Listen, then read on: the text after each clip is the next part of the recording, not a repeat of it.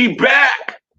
We are back in the building. What's happening? It's your man, Coach File. Danny B in the house. What's up, people? What is happening, y'all? Thank y'all for tuning in to another full Knickerbocker Ave, tentatively, because we might be changing the name soon. We got to work on that, definitely. There's just me and you were talking about it. There's a lot of Knickerbocker Ave out there, so I know you definitely like that, originality, aspect. I'm all about originality, so we'll come up with something. We'll put something out there, and we'll see what the people think. I feel you. So, hey, what's up, Kunal? What's happening in the building? We got fams already dropping by. That's what I'm talking about. What's up, brother? We got a lot to get into because Danny yesterday decided to do the wonderful thing of asking Twitter what we should talk about. Yep, and we got a lot of feedback, man. A lot of great topics to discuss. So we'll definitely, try to go through as many as we can. We'll, traditionally keep it to a half an hour, leading into pregame for the Knicks game coming up. So I just first wanted to, shout out your son. Happy birthday. Appreciate it. Big shout out to Samir. So shout to that. I wanted to start it off on kind of a cool note. MJ, I know everybody sees her on Twitter, MJ's Lasagna. She sent an awesome question, and part one of it was... Before we get into her question, ladies and gentlemen, make sure y'all hang out with us next week because Jonathan Macri will be in the building hanging out with yours truly and Daddy B. We're going to give him a bunch of these questions as well to see what he thinks about it. So make sure y'all tune in next week for that. Just want to make sure we did the housekeeping. Absolutely. Shout out to John Macri. I'm definitely excited for that. I've been looking to speak to him for a minute. So exciting. I'm definitely looking forward to it. So now, Miss Lasagna. Yeah, let's get to it. I liked this question. Let me get to it here. So part one, it was kind of like a two-part question. The first part, right, she threw out, obviously, as her name suggests, MJ Lasagna. What's your favorite lasagna? So I'm going to throw it to you first, Coach. Okay, me and lasagna have a wonderful, wonderful history. That was the first thing I learned how to make when I was little. My mom taught me how to make lasagna. Nice. So I make it. I'm a ground beef kind of guy. So I make it with the ricotta, with the ground beef, the fresh smooth. You know what I'm saying? You know what I mean? And I really like my aromatics. So I go for the fresh basil, the fresh oregano.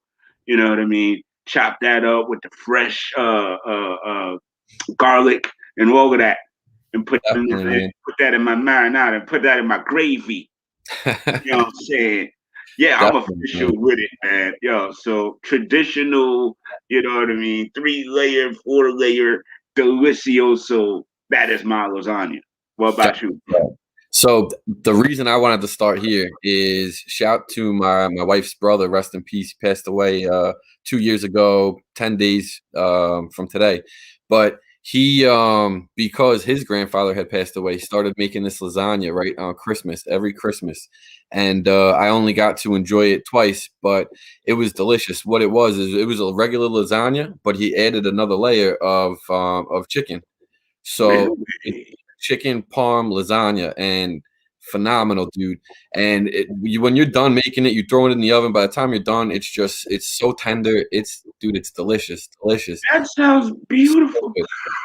Dude, so we keep it going, man. We've been doing it since he passed, and it's one of my favorite parts of Christmas. So I love that she asked that question. The second part of her question was, let's see, how does the resurgence of our Knicks change up our ability to lure which players in trade?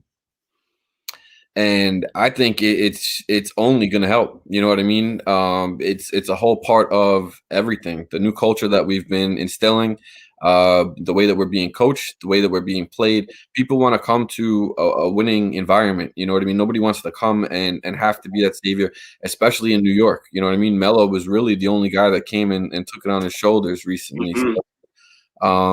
Did it before him. Let's Of give course, of that course. his I'm flowers. talking recent. You know what I mean? But absolutely, man. So I think it's only going to help. It's only going to attract more people. So Yes. we'll see what happens. I'm looking forward to that. I find it interesting what Julius Randle said on the Wojcast yesterday about that. He was actually glad that no trades were made, and he was very specific. Mm-hmm. He didn't say it, but you can tell that they were looking at people, but folk didn't fit this chemistry mode. Yep. Folk didn't fit what this team is trying to do. And so Randall was like, he was glad that they made no moves because why bring in somebody who's not going to embrace this culture is? So I like the fact that I don't think we're worried about luring trades or free agents or anything like that anymore. Now it's about who's the right fit, not necessarily can we get people. We're not thirsty. That's Yep. the part about this I resurgence. am though. So We're not thirsty.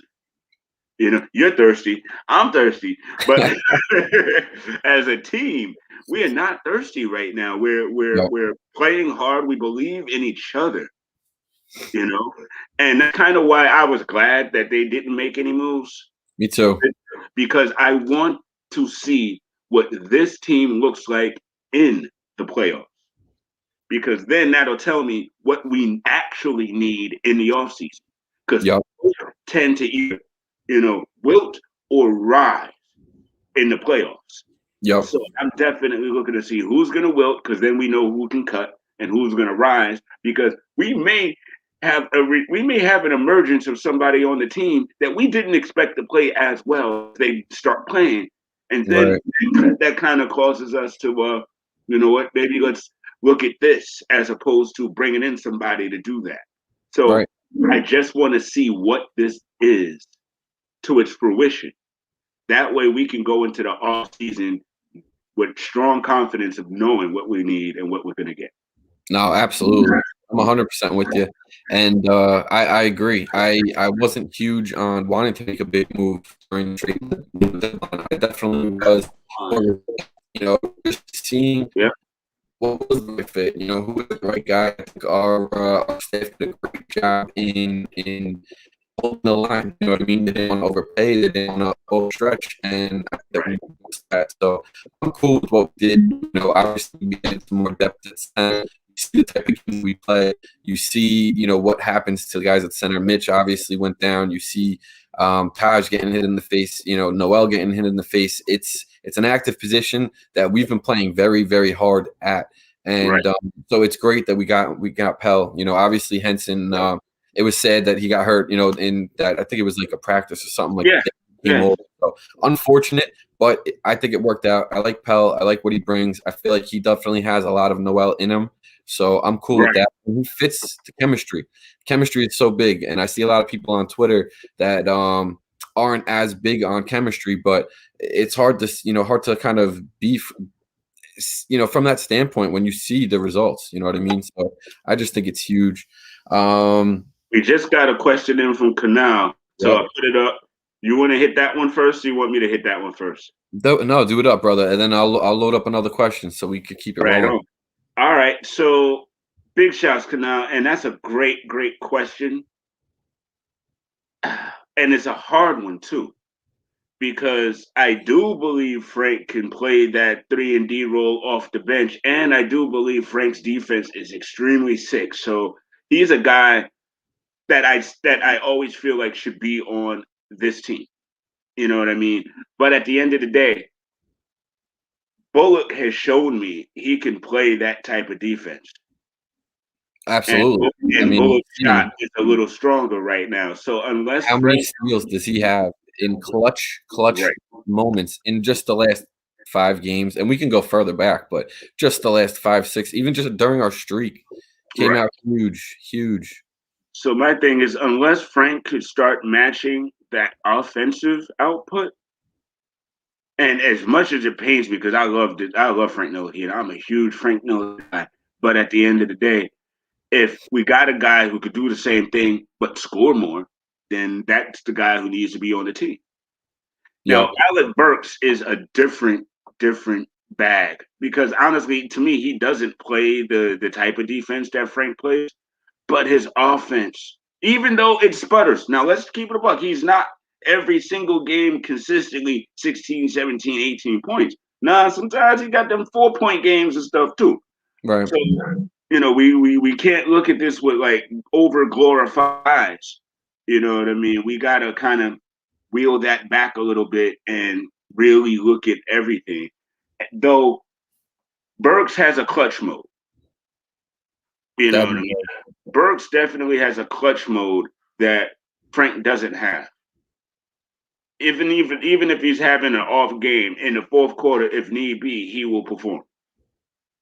So I just find it really difficult when it's all right. We got these because at the end of the day, we do have these three guys on the roster. So it's like if we can get a good trade piece for Frank, for Burks, or something like that, or even if somebody's making him an offer that he can't refuse, we got to look at that too. You know what I mean? It may not be can we keep them? I mean, do we keep them? It may be can we keep them because they're just getting great offers elsewhere. Right. So, but to try to put a button in Kanal's question, I do think Frank can fill a role of 3-and-D off the bench if Burke or Bullocks leaves. Agree. I think in the end, I think we're gonna have 2 or 3 of them no matter what anyway, you know?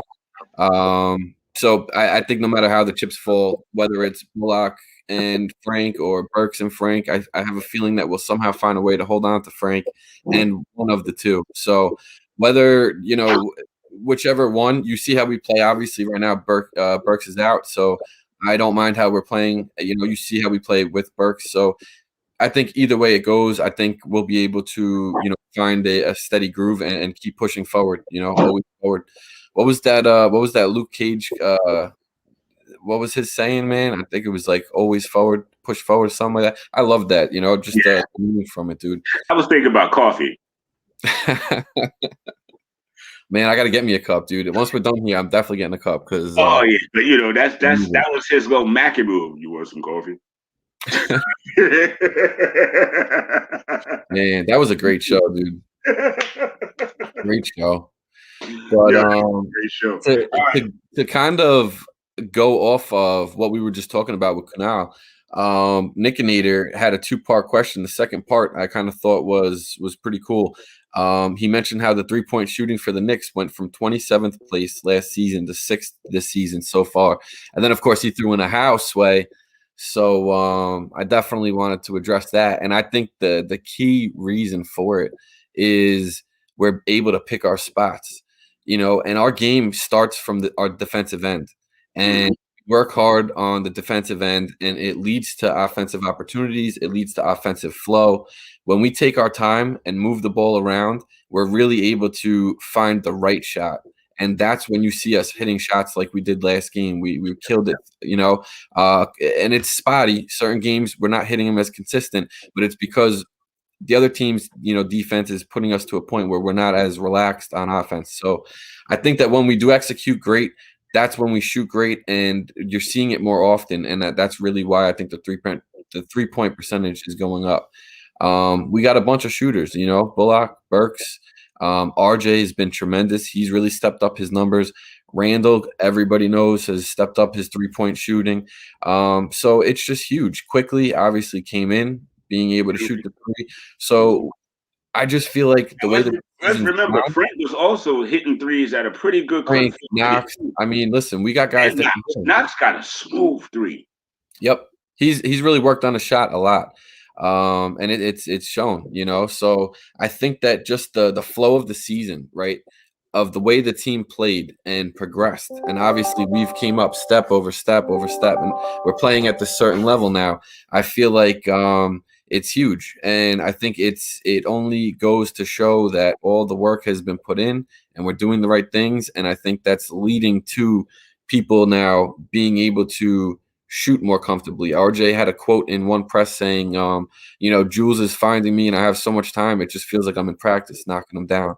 So it's just a testament to that. So shout to that. I appreciate it, man. You know, And it I think so that brings up a great point too. And I wanna touch on this.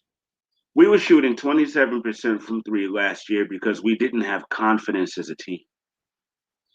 And we were behind so many games off gate that we were trying to play hero ball and shooting threes to try to get us back into the game.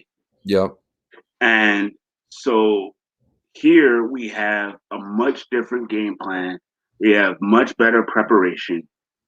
And I feel like we're shooting threes not to catch up, but as a natural rhythm to our game. And these folks have confidence. They're not shooting these threes and going, I hope it goes in. They rise when it doesn't. right. There's a difference in that. And I feel like that is another good reason why, number one, the percentage jumped up so much from last year, and why we're shooting so much better this year is the confidence and the preparation. It's like you said, RJ is feeling like he's in practice because they run these through practice. So when he gets open like that in practice, when you start to see that in the game, the whole thing gets easier. Yep, So big shouts to Tibbs, KP, the coaching staff, everybody, because this is why we're playing like this. yep.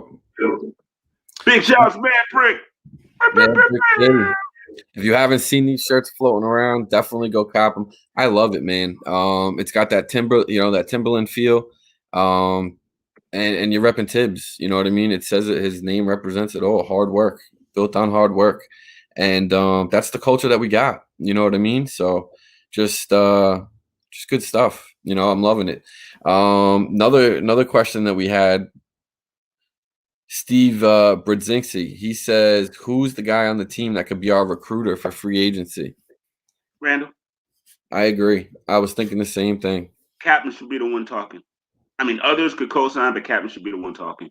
Hmm. And I feel like this plus we want folk that compliment Randall.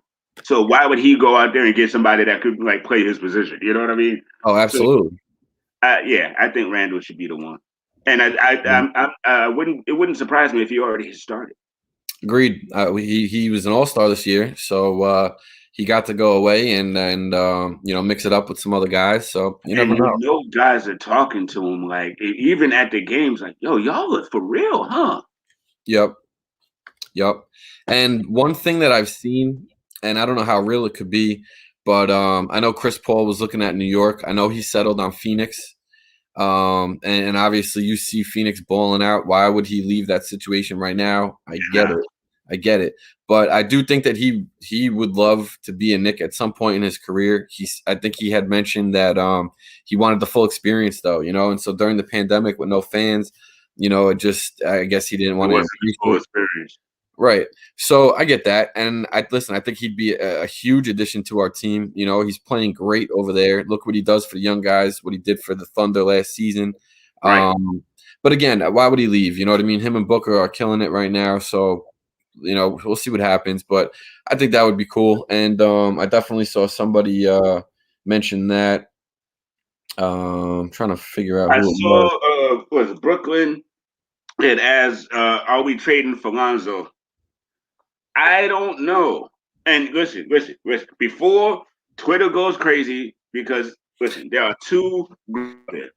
The completely and utterly for Lonzo group. And then there's a group that might have been for Lonzo, but then watching him recently, they're not necessarily for Lonzo anymore. Right. I can understand both sides of that coin. My question for Lonzo would be if he were to come here, because he seems like a laid back cat. And that's not a knock at all, but this is not a laid back cat type place right now. Right. Maybe under Fizdale, sure, but not now. And I'm just like, and it's not a work ethic thing. I'm not questioning the young man as far as his skill sets and anything. But to me, he is kind of where Alfred Payton is as far as his offense. He just is. He's not as consistent as people make him out to be. He's not as inconsistent as people make him out to be. But to me, we bring him in, we're kind of pretty much getting the same thing, except he's younger. Okay. I don't know if that That's moves a the fair needle. point. That's definitely a fair point. Joey Ramos was another guy who threw it out there as a question too, because he wants to see that in a sign and trade. And you know what? You bring up a great point, man. You know, because we go back to what we were talking about a few minutes ago with chemistry and fit, and again back to the shirt. Thibodeau and built on hard work. Is he cut out for that? You see what Right. happened with Karl Anthony Towns and him just not being up to snuff in terms of wanting to take on that hard work mentality and really go the extra mile. So I don't know, do I like part of Lonzo's game? Absolutely. But you know Same. what? The chemistry is a big thing too.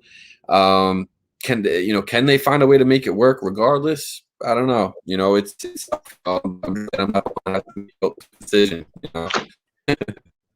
The breaking up thing is happening again and starting to annoy me because we're giving great content. Is it? Because I'm okay over here.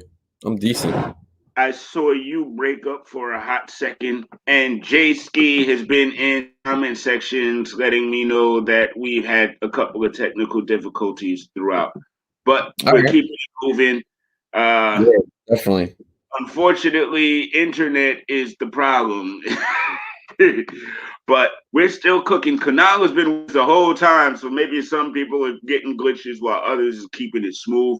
I'm not Yeah. sure, but we When me and will. you lost, when me and you lost contact on Candid Corner, I definitely it froze at some point. I couldn't even see you, so it started Right. spinning. I think we're all right. So we got another a little bit less than 10 minutes. So let's keep it moving and And let's go into those questions. definitely playoff possibilities. Okay, I like it. Let me ask you a question. Sure. The games last night that were going on. Who were you rooting for? You had the Hawks, you had Heat, you had Brooklyn. All these different teams where it could affect how the seeding actually ends. Right. Are you one of the proponents who root for other teams just for spacing between teams ahead of you? Or are you just all about let's just only do what we can control and go from there? I I had mean, a feeling you were. I live by a mantra personally, and I mean for most of my life, and the mantra is I self, Lord and Master. I control what I can control. What I can't control, I can't control, but I can control how I react to what I can't control. Hmm. We can't control if Boston all of a sudden goes on a 6 game win streak or something like that. We can't control if Atlanta or any other team continue if they fall apart. We can't. All we can do is go into each game and win the games that we need to win, like we Yep. did with Atlanta, like we did with the Hornets. Because here's the thing: if we lose those games, we're not even talking about this right now. Oh, absolutely. We're begging and hoping to hang on to that eighth spot, and you don't want to be in that playing tournament with the Washington Wizards. You just don't. Nope. I'm sorry. You got Beal and Westbrook. You really don't want to be against that. I don't care how you feel. Because the Absolutely. playoffs are a different animal. And so, yeah, you want to be caught in that surprise.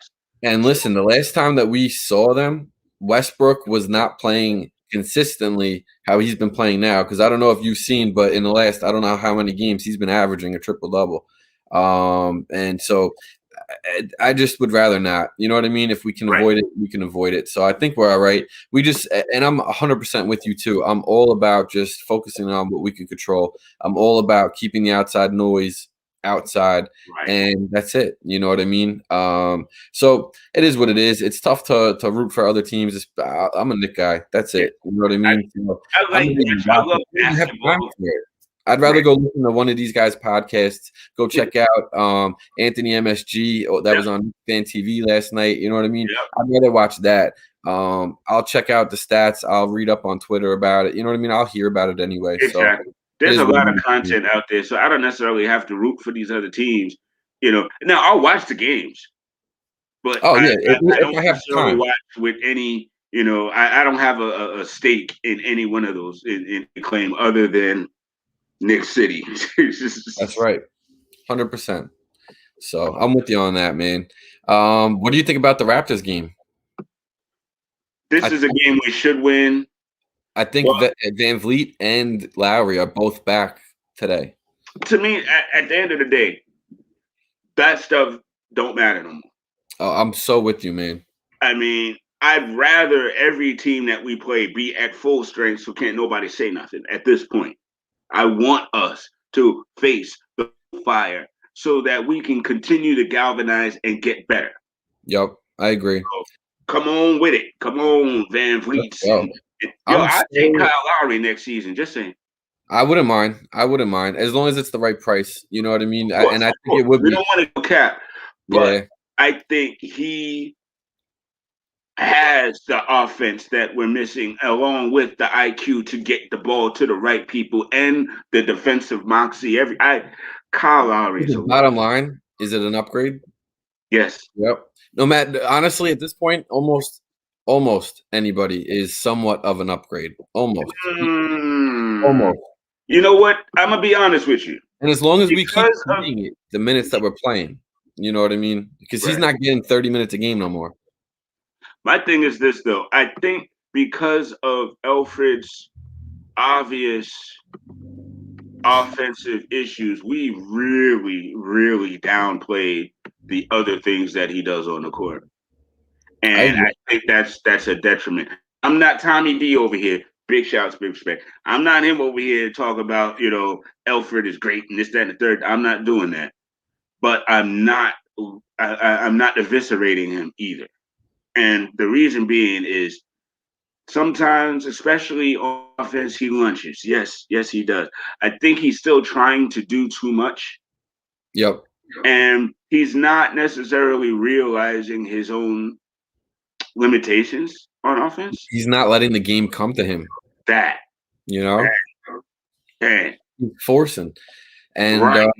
And that's what's killing him is that and it's obvious now because everyone else is seemingly letting the game come to them except him. Yep. And listen, when he plays his game and it does, good things happen. Yes. And when he doesn't, that's when the turnovers happen. That's when he gets stuffed in the paint.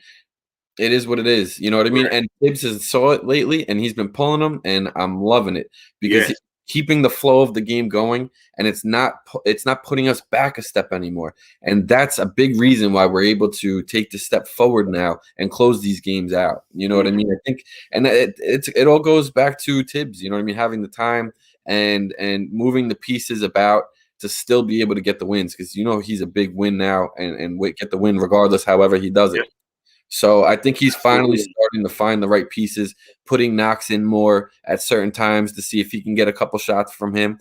I hope that he starts getting a little bit more loose with Frank and doing the same with Frank. But I'm loving it, man. And I think it's only going to continue. I think we got about 13 games left in the season. So they're going to come out fast. You're down to the wire. Yep, definitely is. I'm enjoying it, dude. Enjoy the process. If we can keep this fourth place, I think we could take the Celtics in the opening round. Just saying. I kind of feel like it'll either be the Celtics or the Hawks if we stay where we are. Mm-hmm. Hawks, I actually don't necessarily want to see if I had a choice. I know folk are like, you want to see the Celtics? Yeah. I don't think that they are the problem that some people are making it out. I actually think Atlanta will be more of a problem, to be perfectly honest with you. I think it's not about great teams; it's a matter of and they play physically like us. Their coach is defensive minded and tough minded like ours. I think they're the closest parallel. Okay, that makes a lot of sense. Makes a lot of sense. I don't necessarily want to play us in the mirror. You know what I mean? In the opening round.